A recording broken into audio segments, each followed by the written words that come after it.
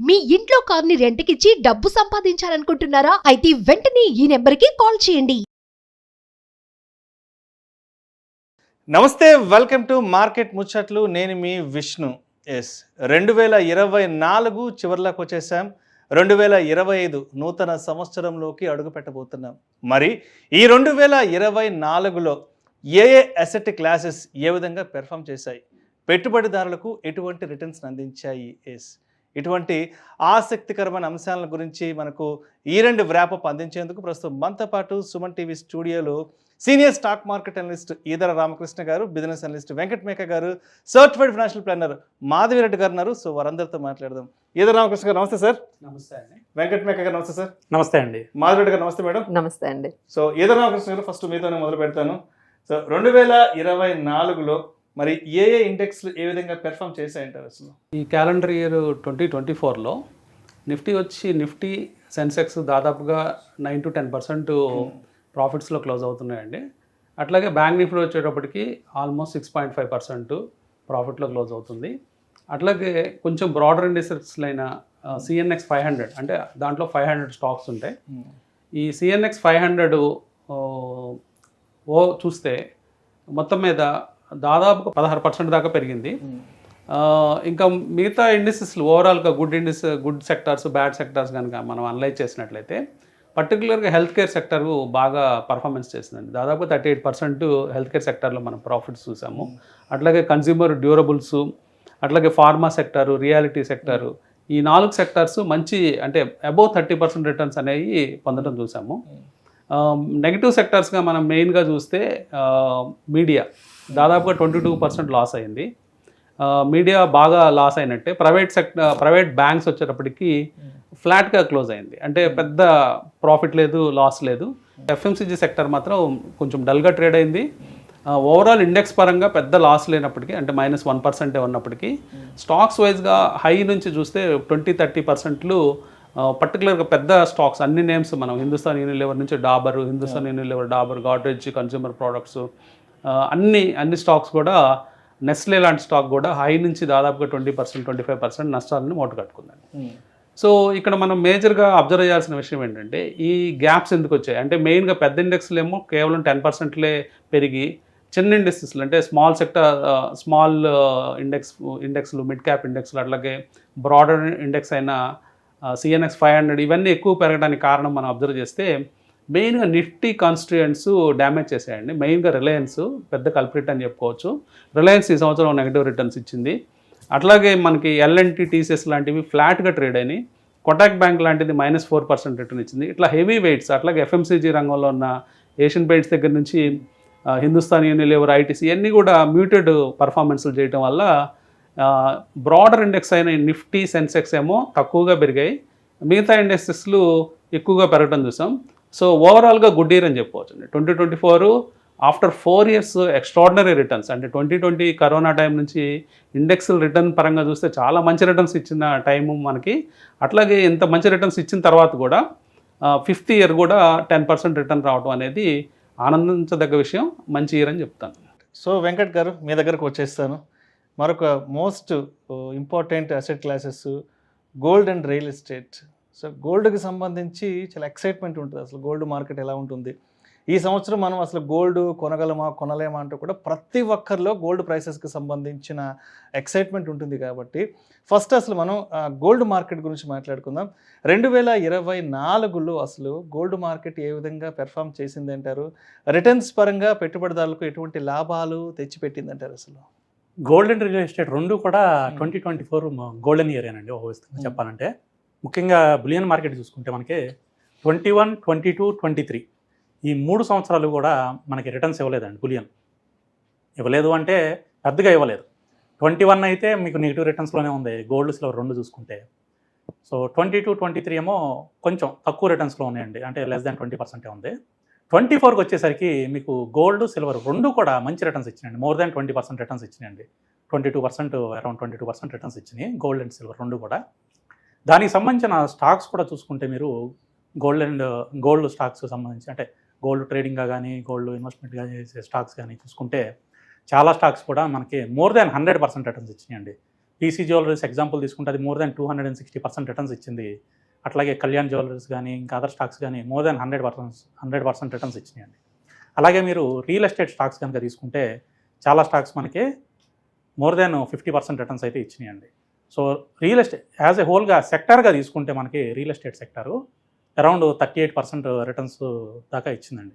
ఇందాక రామకృష్ణ గారు చెప్పినట్లు నిఫ్టీలో చూసుకుంటే డిఫరెంట్ సెక్టార్స్ ఏవైతే ఉన్నాయో ఎఫ్ఎంసీజీ కానీ, ఐటీ కానీ, ఫార్మా కానీ, లేకపోతే ఆటో కానీ, ఈ సెక్టర్స్ అన్నింటిలో చూసుకుంటే మనకి రియాలిటీ సెక్టర్ ఒకటి, ఫార్మా సెక్టర్ ఒకటి, అలాగే హెల్త్ సెక్టర్ ఒకటి, ఇవన్నీ కూడా మనకి మోర్ దాన్ 38% రిటర్న్స్ ఇచ్చినాయండి. దాంట్లో రియాలిటీ సెక్టర్ కూడా మంచి రిటర్న్స్, అంటే 38% రిటర్న్స్ అనేది వెరీ గుడ్ రిటర్న్స్ అండి. మనం నిఫ్టీ కనుక చూసుకుంటే అంటే బ్రాడ్ మార్కెట్ ఇండెక్స్ కనుక చూసుకుంటే ఇచ్చింది అరౌండ్ 10% రిటర్న్స్. కానీ ఈ సెక్టార్లు బాగా ఇవ్వటం వలన మనకి నిఫ్టీ అనేది పాజిటివ్లో క్లోజ్ అయింది. ఈవెన్ దో అదర్ సెక్టార్స్ మనకి డ్రాగడ్ అయినా కూడా, అంటే కిందకి లాగేసినా కూడా అదర్ సెక్టార్స్, మెయిన్ సెక్టార్స్ ఏవైతే ఉన్నాయో అవి మనకి పెరగటం వలన మనకి నిఫ్టీ కొంచెం పాజిటివ్లో క్లోజ్ అవడానికి ఛాన్స్ వచ్చిందండి. సో రియాలిటీలో కూడా చూసుకుంటే శోభా లిమిటెడ్ కానీ, లేకపోతే ఒబరాయ్ కానీ, ఇవన్నీ బ్రిగేడ్ కానీ, ప్రెస్టేజ్ కానీ, ఈ స్టాక్స్ అన్నీ కూడా మంచి రిటర్న్స్ అండి. మోర్ దాన్ 50% రిటర్న్స్ ఇచ్చినాయండి. అంటే మదుపర్లు ఎవరైతే రియాలిటీ అండ్ గోల్డ్ స్టాక్స్లో పెట్టుకున్నారో వాళ్ళందరికీ కూడా ఈ ఇయర్ గోల్డెన్ ఇయర్ అనే చెప్పొచ్చు. వాస్తవంగా చెప్పాలంటే రిటర్న్స్ పరంగా చూసుకుంటే మంచి రిటర్న్స్ అయితే ఇచ్చినాయి. సో కమింగ్ నెక్స్ట్ 2025లో దేని మీద ఫోకస్ చేసుకోవాలి అంటే, సో నేనైతే ముఖ్యంగా గోల్డ్ కన్నా సిల్వర్ మీద ఎక్కువ ఫోకస్ చేయండి. రీజన్ ఏంటి అంటే, మీరు గోల్డ్ డేటా కనుక చూసుకుంటే రీటైల్ కన్సంప్షన్ అనేది కొంచెం తగ్గిందండి. లాస్ట్ క్వార్టర్ ఏదైతే ఉందో 2024 లాస్ట్ క్వార్టర్ రీటైల్ కన్సంప్షన్ తగ్గింది. ఎక్కువ మంది గోల్డ్ బార్స్, కాయిన్స్ వాటిల్లో ఇన్వెస్ట్మెంట్ అయితే చేస్తున్నారు. సో అది మళ్ళీ నెక్స్ట్ కొంచెం తగ్గడానికి ఛాన్స్ అయితే కనిపిస్తుందండి గోల్డ్ అనేది. సో నెక్స్ట్ మనకి కమింగ్ అంటే బులియన్ మార్కెట్లో చూసుకుంటే గోల్డ్ అండ్ సిల్వర్ అనేది మనకి బాగా ముందుకు వెళ్ళడానికి స్కోప్ కనిపిస్తుంది. బికాజ్ ఇండస్ట్రియల్ యూసేజ్ అనేది సిల్వర్లో పెరుగుతుందండి. కన్జ్యూమర్ యూసేజే కాదు, ఇండస్ట్రియల్ యూసేజ్ కూడా పెరగడం వలన మనకి సిల్వర్ నెక్స్ట్ మంచి మల్టీ బ్యాగ్ రావడానికి స్కోప్ ఉందండి. నా టార్గెట్ ఏంటంటే కమింగ్ ఇయర్స్లో సిల్వర్ వచ్చేసి అరౌండ్ 3 lakhs వరకు కూడా వెళ్తుందండి. ప్రెజెంట్ మనకి అరౌండ్ 1 lakhలో ట్రేడ్ అవుతుంది. నియర్ టు 1 lakh కూడా టచ్ అయ్యి కొంచెం కిందకు వచ్చింది. బట్ అరౌండ్ 3 lakhs వరకు కూడా వెళ్తుందండి కమింగ్ ఇయర్స్లో. కాబట్టి కీప్ ఫోకసింగ్ ఆన్ సిల్వర్ అండి. గోల్డ్ కన్నా కూడా ఎక్కువ సిల్వర్ మీద ఫోకస్ చేయండి. అలాగే దానికి సంబంధించిన స్టాక్స్ ఏవైతే ఉంటాయో ఆ స్టాక్స్లో కూడా ఇన్వెస్ట్మెంట్ అయితే చేయండి. సో డెఫినెట్గా మీకు మంచి రిటర్న్స్ అయితే నెక్స్ట్ కమింగ్ ఇయర్స్లో ఈ గోల్డ్ సెక్టర్ అయితే ఇస్తుందండి. రియాలిటీ సెక్టర్లో కూడా మీరు చూసుకుంటే ఒబరాయ్ రియాలిటీ కానీ, లేకపోతే శోభా లిమిటెడ్ కానీ, ప్రెస్టేజ్ కానీ, బ్రిగేడ్ కానీ, ఈ 4 స్టాక్స్ కూడా కమింగ్ ఇయర్స్లో మంచి రిటర్న్స్ ఇవ్వడానికి స్కోప్ అయితే కనిపిస్తుందండి. సో వీటిల్లో మళ్ళీ నెక్స్ట్ ఇయర్ కూడా మీకు రిటర్న్స్ రావాలంటే వీటిల్లో మీరు కిందకు వచ్చినప్పుడల్లా వాటిలో ఇన్వెస్ట్మెంట్ చేసుకుంటూ ఉంటే నెక్స్ట్ కమింగ్ ఇయర్స్లో కూడా మనకి మంచి రిటర్న్స్ అయితే ఇస్తాయండి ఈ సెక్టర్స్. థ్యాంక్ యూ వెంకట్ గారు. రైట్, మాధవరెడ్డి గారు మీ దగ్గరకు వచ్చేస్తున్నాను. మ్యూచువల్ ఫండ్ ఇండస్ట్రీ గురించి మాట్లాడుకుంటే 2024లో అసలు ఓవరాల్గా మ్యూచువల్ ఫండ్ ఇండస్ట్రీ ఎంత రిటర్న్స్ ఇచ్చిందంటారు పెట్టుబడిదారులకు అసలు? సో ఓవరాల్గా మనం ఇండస్ట్రీ వైజ్ చూసుకుంటే assets under management MF industry ఇప్పుడైతే 68 lakh crore, that is the biggest achievement అండి. సో అంటే ఎక్కువ అవేర్నెస్ అనేది ఇప్పుడు ఇలాంటి ప్రోగ్రామ్స్ ద్వారా, కొంచెం యూట్యూబ్ ద్వారా, డిజిటల్ ప్లాట్ఫామ్స్ ద్వారా కొంచెం అవేర్నెస్ అనేది బాగా పెరగడం వల్ల మనకి ఎస్ఐపీస్ మీరు చూసుకున్నట్లుగా 26,000 25,000 crores per month.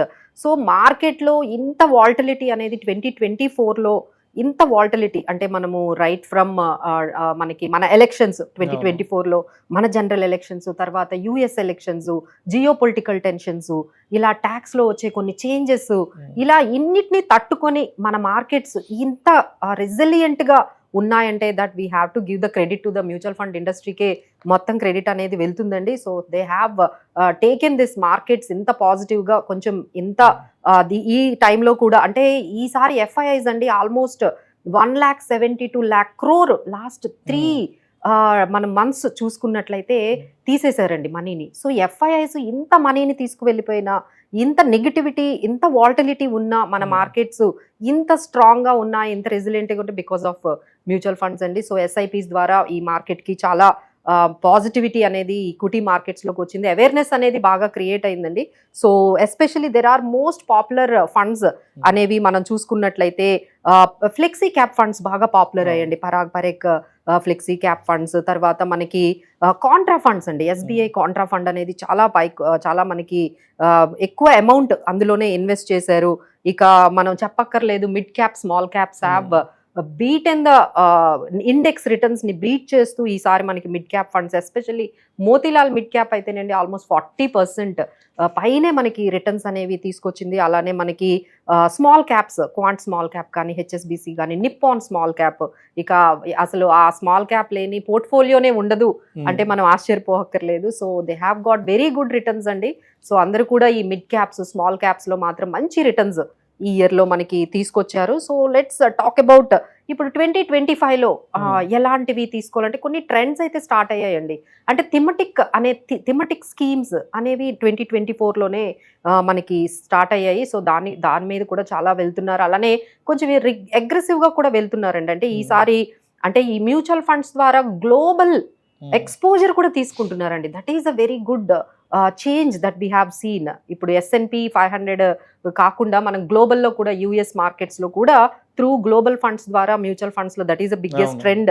అందరికి కూడా అవేర్నెస్ పెరిగిందండి. అంటే డైవర్సిఫికేషన్ అంటే మన దేశం దాటి వేరే కంట్రీస్లో కూడా పెట్టొచ్చు మ్యూచువల్ ఫండ్స్ ద్వారా అనేది మనకి లాస్ట్ 2024లో బాగా అవేర్నెస్ వచ్చిందండి. సో రిటర్న్స్ కూడా అందులోనే బాగా వచ్చాయి యుఎస్ మార్కెట్స్లో. సో ఎవరైతే ఈ గ్లోబల్ ఫండ్స్ పెట్టుకున్నారో వాటిల్లో బాగా మనకి రిటర్న్స్ అనేవి కనిపించాయి. ఆ తర్వాత క్వాంట్ ఫండ్స్ వచ్చాయండి. So I wanted to make it quant funds ఏంటంటే ఒక ఏఐ ఆర్టిఫిషియల్ ఇంటెలిజెన్స్ని యూజ్ చేసి, ఒక ఆల్గరిథమ్ని యూజ్ చేసి, బిహేవియరల్ ఇంపాక్ట్ లేకుండా ఒక ఫండ్ని క్రియేట్ చేసి, that is the biggest achievement అండి. అంటే మన టెక్నాలజీని మ్యూచువల్ ఫండ్స్లో ఏ విధంగా మనం ఇన్కల్కేట్ చేసాము అనడానికి బెస్ట్ ఏంటంటే క్వాంట్ ఫండ్స్ అండి. సో క్వాంట్ ఫండ్స్ కూడా ఆల్మోస్ట్ ఇప్పుడు 11 AMCs తీసుకొచ్చాయండి. ఈవెన్ SBI కూడా క్వాంట్ ఫండ్స్ని తీసుకొచ్చింది, ఆల్మోస్ట్ 10,000 crores. వీళ్ళందరూ కూడా ఈ క్వాంట్ ఫండ్స్లో తీసుకొస్తున్నారు. అలానే కొత్తగా SIF అనేది ఒకటి specialised investment fund, mutual fund managers కొంచెం ఈ డెరివేటివ్స్లోకి వెళ్ళిపోతున్నారు. సో ఫండ్లోనే ఎందుకు ఉండకూడదు అనేది కొత్తగా ఈ టార్గెట్ కూడా చేసి 10 lakhs ఏదైతే మినిమం ఇన్వెస్ట్మెంట్తో ఈ కొత్త స్పెషలైజ్డ్ ఇన్వెస్ట్మెంట్ ఫండ్ను కూడా ఫండ్ మేనేజర్స్ ద్వారా మనకి అవైలబుల్గా తెచ్చేసారండి. So many new trends have started. But main చెప్పేది ఏంటంటే 2025కి కొంచెం మీ ఎక్స్పెక్టేషన్స్ మోడరేట్ చేసుకోవాలండి. అంటే ఇప్పుడు 2023లో ఎక్సలెంట్ రిటర్న్స్ వచ్చాయండి అందరికీ. 2024కి వచ్చేటప్పటికి ఏమైంది, వాల్టిలిటీ అయింది. అంటే కొన్ని ఫండ్స్ కొంచెం పెర్ఫార్మెన్స్ చేశాయి, కొంతమందికే మనీ వచ్చింది, కొంతమంది వెల్త్ క్రియేట్ చేయగలిగారు, కొంతమంది చేయలేకపోయారు. Sector specific, stock specific, scheme specific ఇట్లా అయిపోయింది. అంటే మిక్స్డ్ రిజల్ట్స్ వచ్చాయి. But 2025 going to be very tough and కాంప్లెక్స్గా ఉంటుందండి. ఎందుకంటే volatility still will be there. కొంచెం మనం మోడరేట్ ఎక్స్పెక్టేషన్స్తో అయితే ఉన్నట్లయితే యూ కెన్ మేక్ ఇట్ అండి. దానికోసమే మనం రికమెండ్ చేసేవి ఏంటంటే లార్జ్ క్యాప్ ఉండాలండి. అంటే చాలా మంది మనం చూసాము ఈ మిడ్ క్యాప్, థిమెటిక్, ఫ్లెక్సీ క్యాప్స్ ఇవన్నీ వెళ్తున్నాయి. బట్ ఏంటంటే ఈ 2024లో లార్జ్ క్యాప్స్ బాగా కరెక్ట్ అయ్యాయి. సార్ చెప్పినట్టుగా రిలయన్స్ కానీ, ఇన్ఫోసిస్ కానీ ఇలాంటివి కొన్ని పెద్ద పెద్ద కంపెనీస్ చాలా వరకు అంటే నిఫ్టీ 50లో ఉన్న లార్జ్ కంపెనీస్ అన్ని కూడా బాగా అంటే 20% పైన కరెక్ట్ అయ్యాయండి.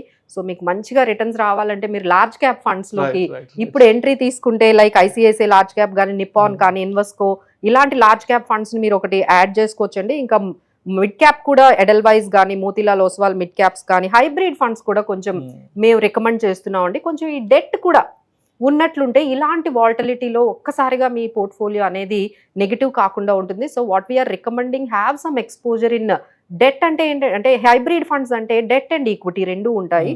సో అందులో మనకి ICICI equity and debt fund, Invesco hybrid funds, ఇలా అగ్రెసివ్ ఫండ్స్ కూడా మీరు ఈ 2025లో సార్ చెప్పినట్లుగా సిల్వర్ ETFs, గోల్డ్ ETFs ఇవి కూడా చాలా మనము అంటే అసెట్ అలొకేషన్ మీద కొంచెం ఫోకస్ 2024లో ఎక్కువగా చేయాలి. డెట్, గోల్డ్, ఈక్విటీ ఇట్లా ఉన్న మల్టీ అసెట్ ఫండ్స్ కూడా బాగా పాపులర్ అవుతున్నాయండి. So this is all our recommendation. Thank you so much Madhavi garu. Thank you so much Madhavi Reddy garu. ఇవాళ మా సుమన్ టీవీ స్టూడియోకి వచ్చి 2024 ఇయర్ ఎండింగ్ అటు ఈక్విటీ మార్కెట్స్ గురించి, స్టాక్ మార్కెట్స్ గురించి కానివ్వండి, మ్యూచువల్ ఫండ్స్ గురించి, తర్వాత అన్ని రకాల అసెట్ క్లాసెస్ గురించి ఈ 2024 వ్రాపప్ చాలా చక్కగా అనాలిసిస్ని మన సుమన్ టీవీ ప్రేక్షకులకు అందజేశారు. అదేవిధంగా వెంకట్ మేక గారు మీకు కూడా ప్రత్యేకంగా ధన్యవాదాలు సార్. అడిగిన వెంటనే ఇవాళ మా సుమన్ టీవీ స్టూడియోకి వచ్చి 2024లో ఏ అసెట్ క్లాసెస్ ఏ విధంగా పెర్ఫామ్ చేస్తాయి, 2025లో మరి ఈ అసెట్ క్లాసెస్ అనేది పెట్టుబడిదారులకు ఎటువంటి లాభాలను తెచ్చిపెట్టబోతున్నాయి అనే అంశాల గురించి కూడా చాలా చక్కగా మీదైన స్టైల్లో మన ఆడియన్స్కి అందించారు. అండ్ అదేవిధంగా ఈదరామకృష్ణ గారు మీకు కూడా ప్రత్యేకంగా ధన్యవాదాలు సార్. అడిగిన వెంటనే మీ అందరూ మీ టైం షెడ్యూల్ని ప్లాన్ చేసుకొని గత 4-5 రోజుల నుంచి ప్లాన్ చేసుకుని ఇవాళ మా సుమన్ టీవీ స్టూడియోకి వచ్చి దాదాపు 2:30-3 గంటలకు పైగా మీ అమూల్యమైన సమయాన్ని మా సుమన్ టీవీ ప్రేక్షకుల కోసం వెచ్చించి 2024లో అసలు ఇండియన్ స్టాక్ మార్కెట్స్లో ఏం జరిగింది, 2025 మార్కెట్స్ ఎలా ఉండబోతున్నాయి, పెట్టుబడిదారులకు ఎటువంటి రిటర్న్స్ ఇవ్వబోతున్నాయి అనే అన్ని రకాల మార్కెట్కి సంబంధించిన ఆసక్తికరమైన అంశాల గురించి చాలా చక్కగా మన సుమన్ టీవీ ప్రేక్షకులకు అందరూ కూడా అందించారు sir. Thank you sir, thank you so much. We are also very grateful అండి to Suman TV and initiative kind of ఇలాంటి బిజినెస్ మీట్స్ కానీ లేకపోతే ఇలాంటి ఇంకా ఫైనాన్షియల్ అవేర్నెస్, ఫైనాన్షియల్ లిటరసీని ఇంకొంచెం మనం పెంచాలి అనేది మన ధ్యేయంగా తీసుకెళ్తే బాగుంటుంది. Right. Thank you so much మీ ముగ్గురికి. అదేవిధంగా ఈ కార్యక్రమం ఇంత చక్కగా రావడానికి సహకరించిన మా కెమెరా క్రూ అందరికీ కూడా, మహేష్కి, అదేవిధంగా గణేష్కి అండ్ విక్రమ్కి కూడా ప్రత్యేకంగా టీం అందరికీ కూడా నేను ధన్యవాదాలు తెలియజేసుకుంటున్నాను. Thank you so much. So మొత్తానికి 2024లో మార్కెట్స్ ఏ విధంగా ఉన్నాయో 2025లో కూడా అంతే స్థాయిలో ఉండబోతున్నాయి. అదే మిశ్రమ ఫలితాలను అందించబోతున్నాయంటూ కూడా మనకి ప్యానల్ ఎక్స్పర్ట్స్ కూడా వారి అభిప్రాయం తెలియజేశారు. అందరికీ కూడా thank you sir, thank you so much. Suman TV ప్రేక్షకులందరికీ కూడా నమస్కారం.